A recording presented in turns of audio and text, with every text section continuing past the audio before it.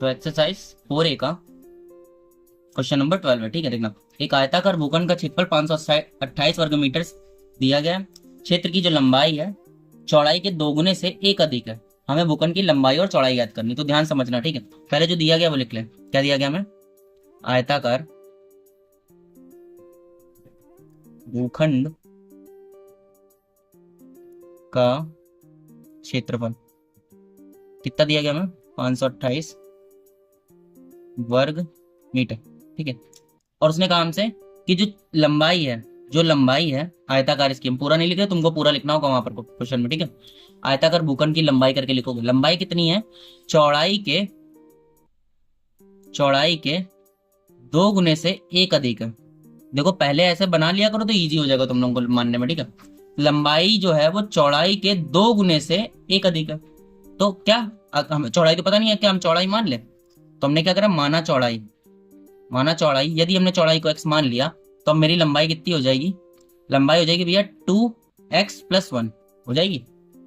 है इजी, इतना ही इजी है मानना बस। ठीक है, अब कुछ नहीं बोल रहा है। उसके बाद उसने बोला है कि एक आयताकार भूखंड का जो क्षेत्रफल दिया गया वो किसका? लंबाई और चौड़ाई के 2 गुने से 1 अधिक है। तो हमको एक चीज बताओ, जो आयत का क्षेत्रफल होता है वो क्या होता है?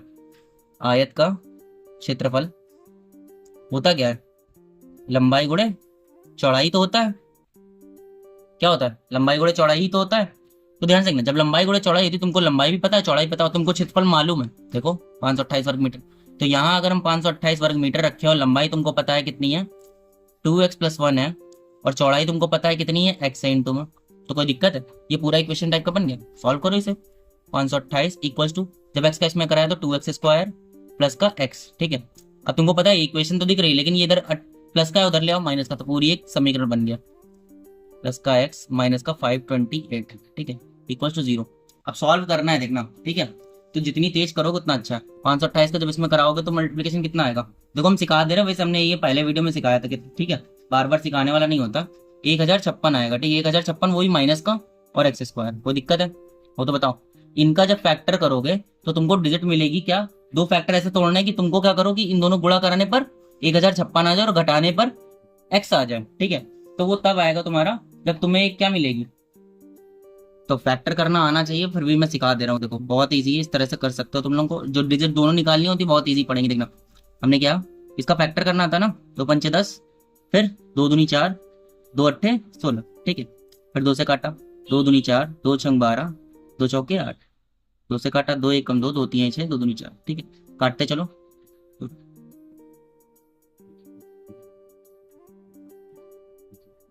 इसको 3 से काटो, 11। ठीक है, फिर 11 से काटा 1 आ गया। कोई दिक्कत?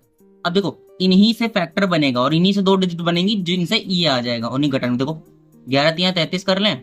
ठीक है, और इनको देखो 2 दूनी 4, ठीक है, 4 दूनी 8, 8 दूनी 16, 16 दूनी 32। और तुमको बताओ 33 और 32 को तो भैया जब मल्टीप्लिकेशन कराओगे तो तुमको इतना मिलेगा, और इसको घटा दोगे तो एक्स भी तो मिल जाएगा। तो इसका मतलब यही हो सकता है। तो लो बन गई मेरी डिजिट्स। और देखो साइन मैंने रखना पहले भी तुमको सिखाया था, बीच में प्लस का है, साइन जो आ रहा है बड़ा है प्लस का, तो तुमको ये वैल्यू प्लस की लेनी पड़ेगी, इसे माइनस लेनी पड़ेगी। ठीक है, बस इतना करना है। ये चीज उठा के चिपका के यहाँ रख दो, बस खत्म।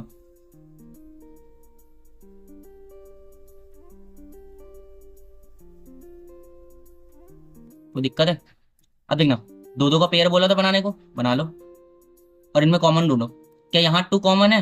मैंने लिख दिया, तुमने बोला भी नहीं, टोका भी नहीं। 2 कॉमन नहीं है, सिर्फ x कॉमन है, तो x कॉमन लो। कोई दिक्कत है? x अगर मैंने कॉमन लिया तो ध्यान देखना कितना बचेगा?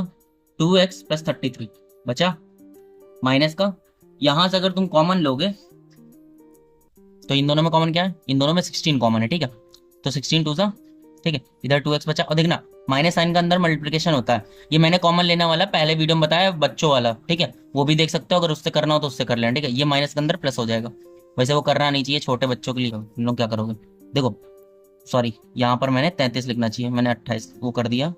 ठीक है, यहाँ 33 बचेगा क्योंकि मैंने कॉमन लिया है ना। जब 16 से इसको डिवाइड करूंगा तो 33 टाइम्स जाएगा। ठीक है, अब ध्यान से, ये ब्रैकेट और ये ब्रैकेट सेम है तो एक साथ कर लो, 2x + 33। ठीक है, और x और -16 को एक साथ कर लिया। कोई दिक्कत है? अब तुमको पता है मैंने क्या बोला था कि वैल्यू हमेशा तुम निगेटिव वाली प्रेफर करोगे, तो x - 16 = 0। x की वैल्यू कितनी हो गई? 16 हो गई। ठीक है, ये हो गई तुम्हारी क्या? चौड़ाई। तो चौड़ाई मेरी कितनी निकल कर आई? 16। तो लंबाई कितनी हो जाएगी भैया, लंबाई थी क्या 2x प्लस 1 थी ना, x की वैल्यू 16 है, तो 2 इंटू 16 प्लस 1, 16 दूनी 32 और 1 33, 33 मीटर में आ गई। ठीक है, कोई दिक्कत